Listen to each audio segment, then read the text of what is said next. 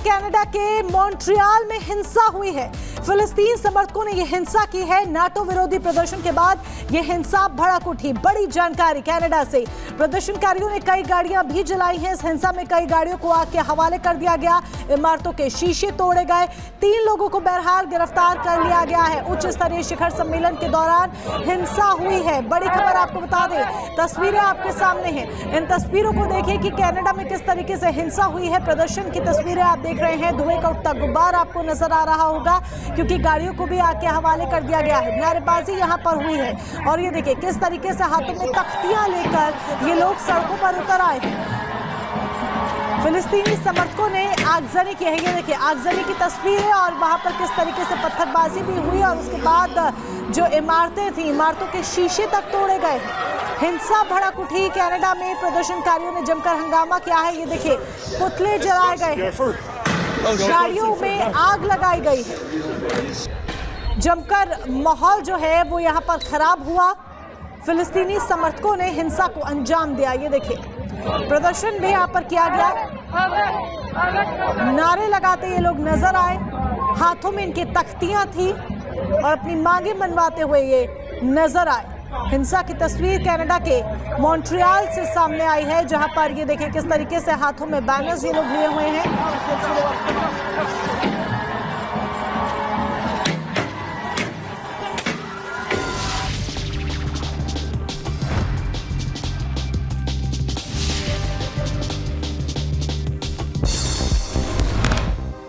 और चलिए रुक खबरें सुपर फास्ट का कर लेते हैं। महाराष्ट्र में महायुति को प्रचंड बहुमत। महायुति 235 सीटों पर आगे।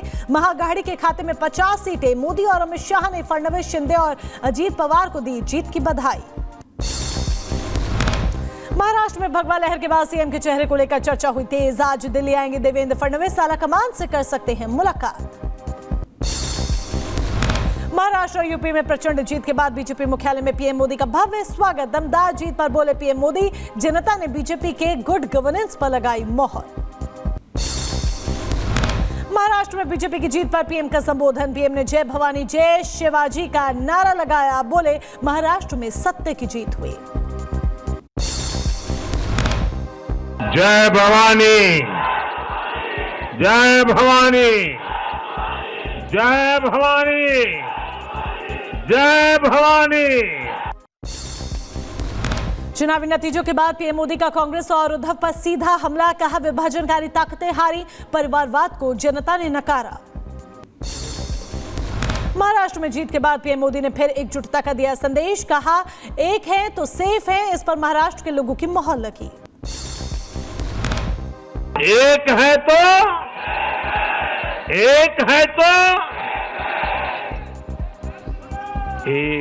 तो सेफ है के भाव ने लड़ाने वालों को सबक सिखाया है, सजा की है। प्रधानमंत्री मोदी ने कांग्रेस पार्टी पर जमकर निशाना साधा। बोले कांग्रेस अब परजीवी पार्टी बनकर रह गई है। कांग्रेस के पाखंड को जनता ने खारिज कर दिया है। दूसरे राज्यों के अपने मुख्यमंत्री तक मैदान में उतारे, तब भी इनकी चाल सफल हो नहीं पाएगी। प्रधानमंत्री ने कश्मीर में धारा 370 को लेकर हमला बोला। दुनिया की कोई ताकत 370 को वापस नहीं ला सकती। दुनिया की कोई भी ताकत, और मैं कांग्रेस वालों को कहता हूं कान खोल के सुन लो, अब दुनिया की कोई भी ताकत 370 को वापस नहीं ला सकती। महाराष्ट्र में मिली जीत पर गृह मंत्री अमित शाह का पोस्ट। महाराष्ट्र की जनता का आभार जताया। लिखा जनता ने भ्रम और झूठ फैलाने वालों को नकारा। संविधान की नकली हितैषियों की दुकान पर ताला लगाया। महायुति की प्रचंड जीत के बाद अब मुख्यमंत्री के चेहरे को लेकर अटकलबाजियों का दौर हुआ शुरू। चुनावी नतीजों पर देवेंद्र फडणवीस ने पोस्ट किया। लिखा कि बास की असली उड़ान अभी बाकी है। महाराष्ट्र के सीएम पर प्रफुल्ल पटेल का बड़ा बयान। बोले 25 या 26 तारीख तक करेंगे सरकार का गठन। महायुति को पूरी तरह से स्पष्ट बहुमत मिला। महाराष्ट्र महाराष्ट्र में महायुति की ऐतिहासिक जीत पर बोले फडणवीस, जनता ने तुष्टीकरण की राजनीति को नकारा, पीएम मोदी के विकास के एजेंडे पर मोहर लगाई। मुख्यमंत्री एकनाथ शिंदे से आज मिलेंगे सभी नवनिर्वाचित विधायक। दोपहर 12 बजे होगी बैठक। आगे की योजनाओं पर चर्चा के लिए बैठकें होंगी। अजीत पवार ने आज सभी नवनिर्वाचित एनसीपी विधायकों की बैठक बुलाई। अजीत पवार के देवगिरी बंगले में बैठक होगी। आगे की रणनीति को लेकर चर्चा होगी। महाराष्ट्र चुनाव में महायुति को प्रचंड बहुमत पर बोले एकनाथ शिंदे, महाराष्ट्र में महायुति के लिए गेम चेंजर साबित हुआ लाडली बहन योजना, जनता ने हमारे काम का इनाम दिया।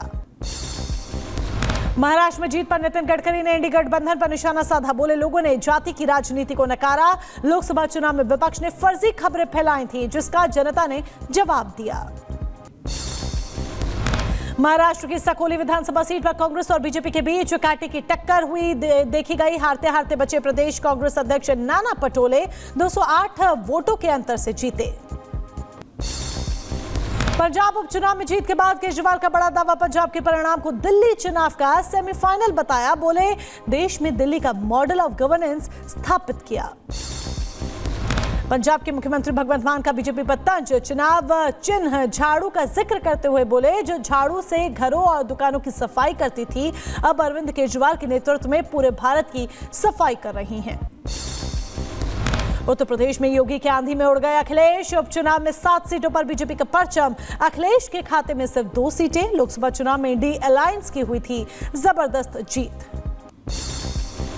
उत्तर प्रदेश में प्रचंड जीत के बाद योगी ने जनता का धन्यवाद किया। कहा जनता ने पीएम की नीतियों पर मोहर लगाई। बटेंगे तो कटेंगे, एक रहेंगे तो सेफ रहेंगे पर जनता को भरोसा। बिहार में उपचुनाव में 4 सीट पर एनडीए की जीत। पश्चिम बंगाल की सभी 6 सीटों पर ममता का कब्जा। पंजाब में आप को 3, कांग्रेस को मिली केवल 1 ही सीट। प्रियंका वाड्रा भी पहुंच गई संसद। केरल के वायनाड से जीता उपचुनाव। करीब 4 लाख वोटों से मिली जीत। राहुल गांधी के इस्तीफे के बाद खाली हुई थी सीट। केदारनाथ विधानसभा उपचुनाव में बीजेपी प्रत्याशी ने मारी बाजी। आशा नौटियाल ने कांग्रेस प्रत्याशी को 5000 वोटों से हराया। बीजेपी ने केदारनाथ की जनता का आभार जताया। देवरिया जिले के दौरे पर पहुंचे कृषि मंत्री सूर्य प्रताप शाही ने सपा पर निशाना साधा। बोले यूपी के उपचुनाव में जनता ने सपा को धक्का दिया। मैनपुरी के करहल विधानसभा सीट से उपचुनाव में सपा प्रत्याशी तेज प्रताप यादव ने जीत दर्ज की। तेज प्रताप यादव को जीत का प्रमाण पत्र दिलाने पहुंची सांसद डिंपल यादव ने बीजेपी पर निशाना साधा। बदला ले पाए और ना ही ये कानपुर में बदला ले पाए, जिस तरह की बातें कही गई थी। और मैं समझती हूँ जिस तरह का रवैया रहा है शासन और प्रशासन का, छूट दी गई भाजपा वालों को घूमने के लिए मतदान वाले दिन, ये अपने आप में एक प्रश्न चिन्ह उठाने वाला है। रायबरेली में बीजेपी कार्यकर्ताओं ने जश्न मनाया। चुनाव के नतीजे आने के बाद एक दूसरे को जलेबी बांटकर खुशियां मनाई। संसद के शीतकालीन सत्र से पहले आज बुलाई गई सर्वदलीय बैठक। सरकार के एजेंडे की विपक्ष को दी जाएगी जानकारी। साथ ही बहस के विषयों पर भी चर्चा होगी। 25 नवंबर से 20 दिसंबर तक चलेगा सत्र। झारखंड में हेमंत सोरेन ने रच दिया इतिहास। सरकार में रहते फिर सत्ता में वापसी की। इंडी गठबंधन बहुमत के पार रह। इंडी को 56 और एनडीए को 24 सीटें। झारखंड में जीत के बाद बोले हेमंत सोरेन, मैंने इतना मुश्किल चुनाव कभी नहीं देखा।